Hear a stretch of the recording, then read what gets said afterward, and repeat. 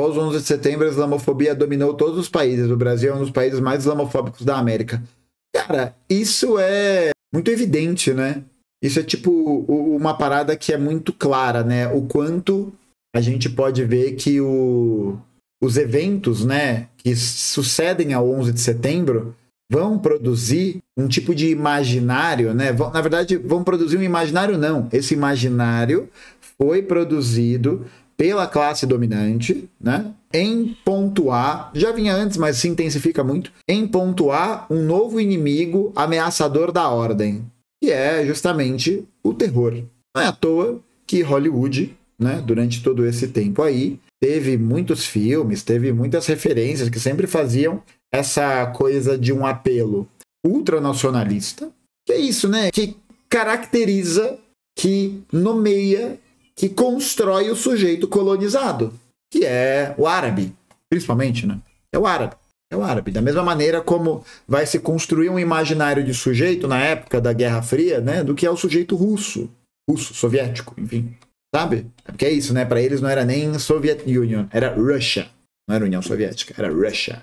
Mas, tipo, esse imaginário, é claro que ele produz como o objetivo dele é produzir um tipo de visão de mundo que conceba essa ideia da perspectiva da política dominante, que é, justamente, a ampliação da zona de influência dos Estados Unidos, do Reino Unido e de Israel.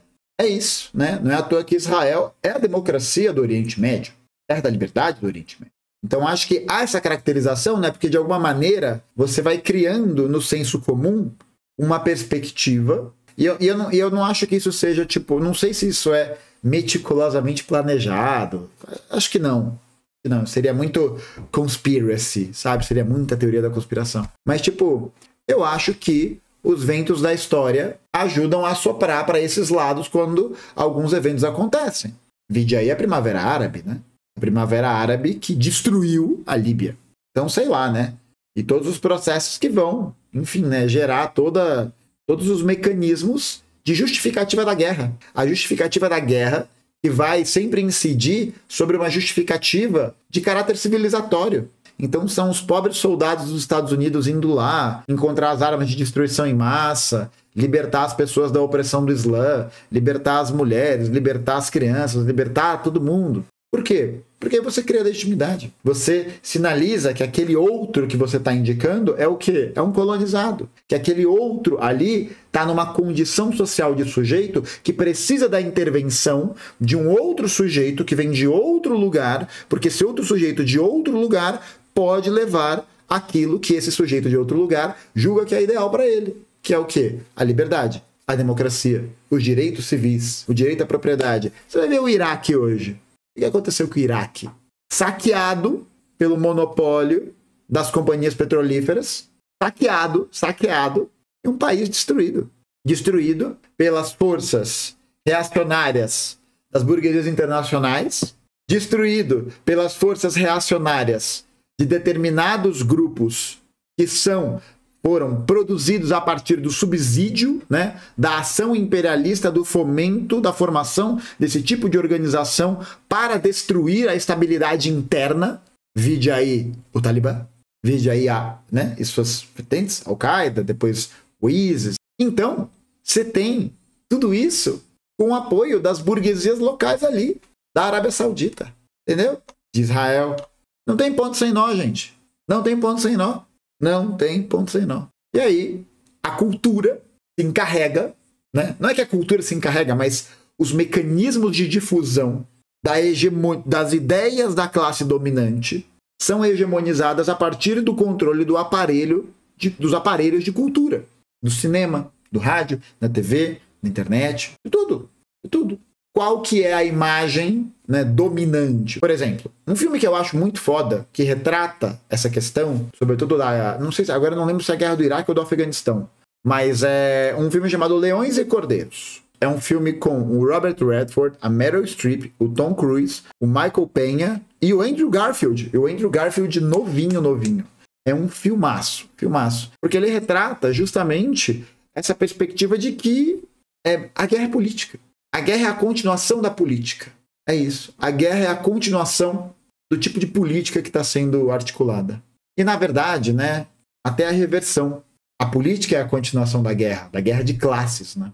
E, no final das contas, é isso.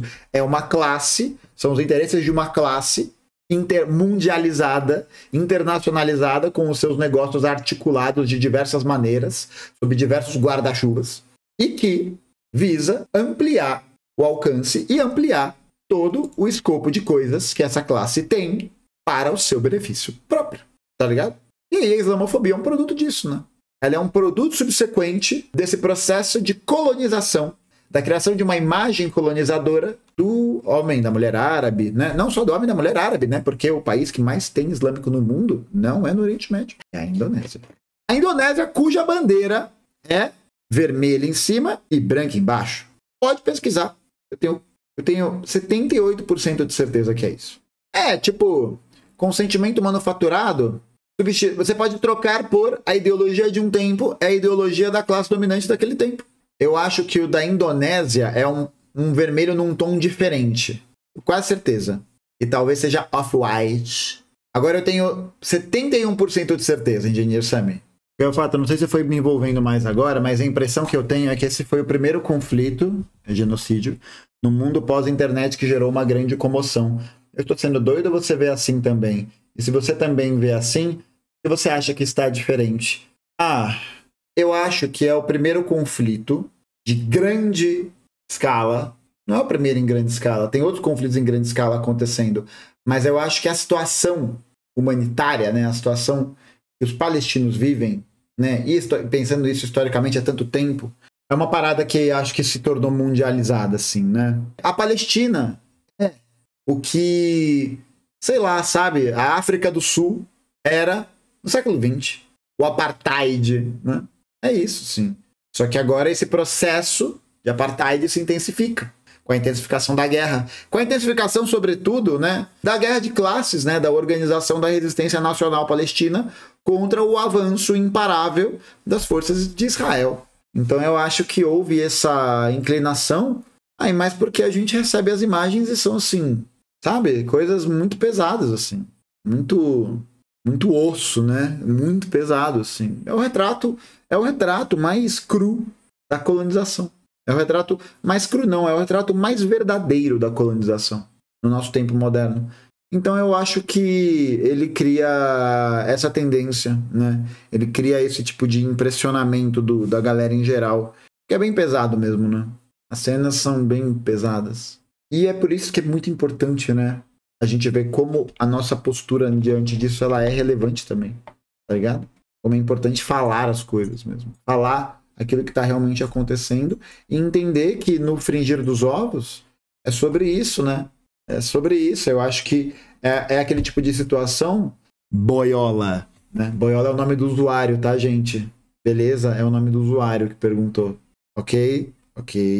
Quando isso acontece, eu acho que isso gera uma comoção muito grande no sentido de que é o tipo de coisa que não dá para ficar calado, sabe?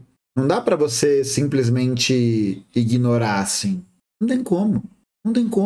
Como ignorar? É uma colonização. É uma ação tão forte da luta de classes. Tão forte.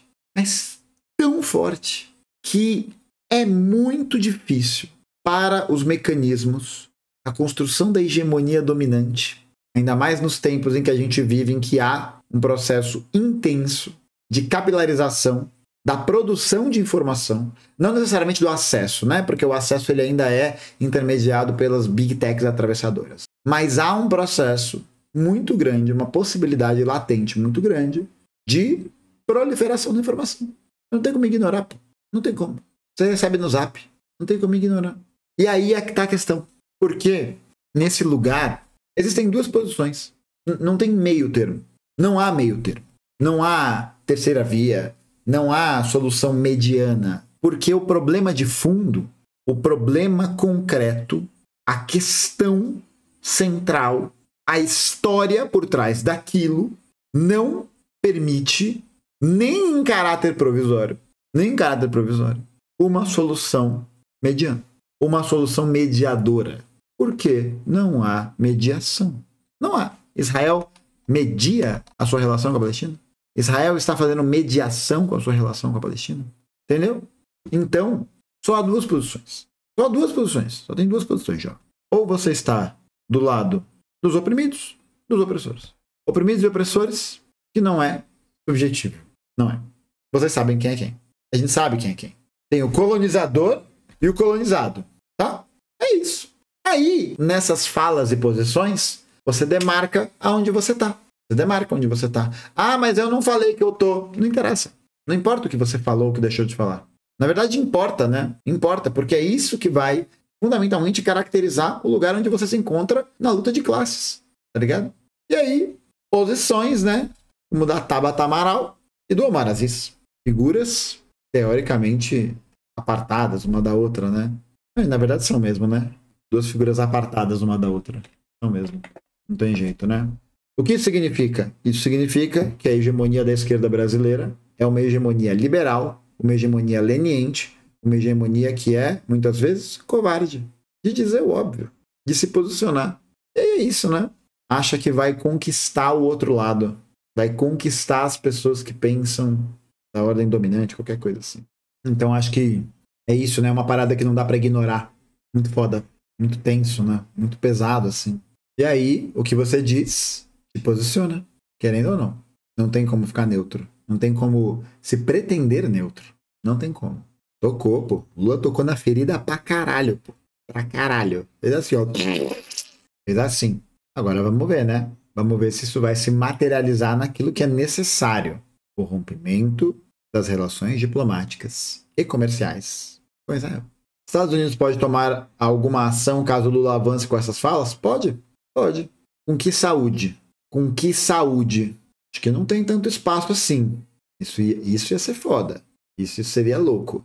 Seria um desaforo soberano, né? Foda.